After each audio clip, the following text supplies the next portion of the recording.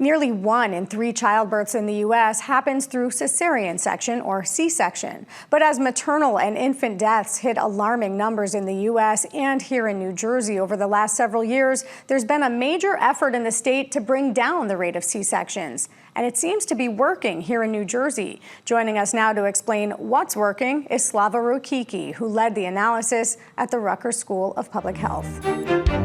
Slava, thanks so much for being with us today. Now, I know that researchers at the Rutgers School of Public Health have been looking at the rates of cesarean section here in New Jersey. First, just help us understand what you're looking at and how the rates have changed recently.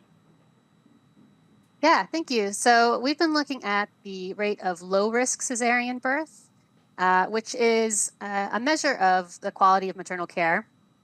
In general, in the U.S., the rate of cesarean birth has been rising. It's gone up from about 20% back in the 90s. It's now at about a third of births are cesarean.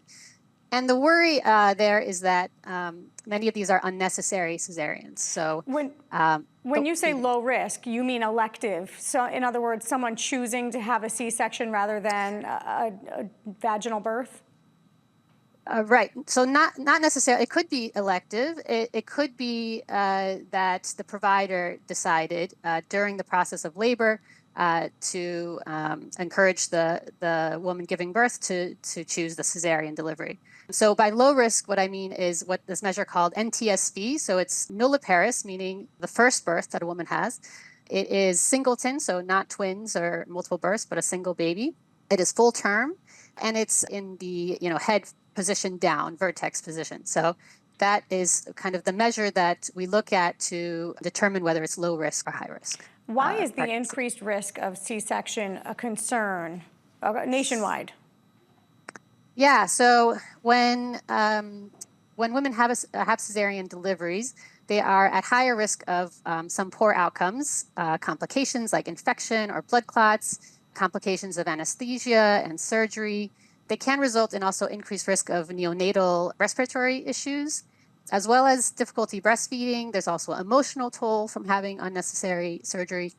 So there's quite a few negative outcomes and no real benefits for these low-risk cesarean deliveries. Cesarean can be, of course, an important tool that an obstetrician has in their toolkit for maternal health, but in cases where it's unnecessary, it's not positive for maternal health. Yeah. We know that with the Nurture NJ initiative that was rolled out at the beginning of the Murphy administration, there was a big push to reduce low-risk cesarean C-sections here in New Jersey.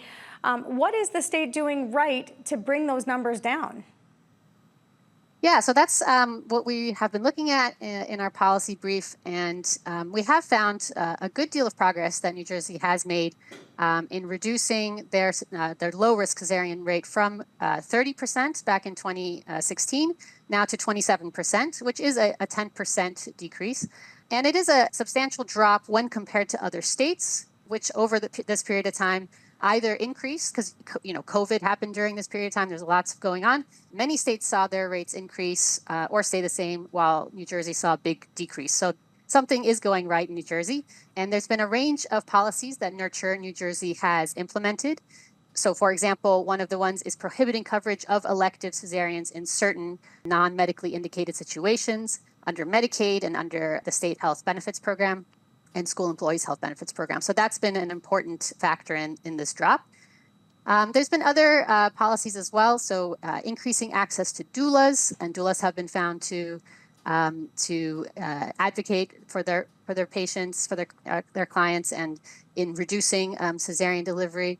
There's increased access to midwives, and again, midwives are associated with lower rates of cesarean delivery. So there's been quite a few different policies that have come together to result in a lower rate now that we've had in the past. Yeah, it certainly signals a move in the right direction, although we know that not all women have seen the same. Women of color have not. We'll have to leave that for another day. We are out of time, but Slava Rokicki with the Rutgers School of Public Health, thank you for that insight.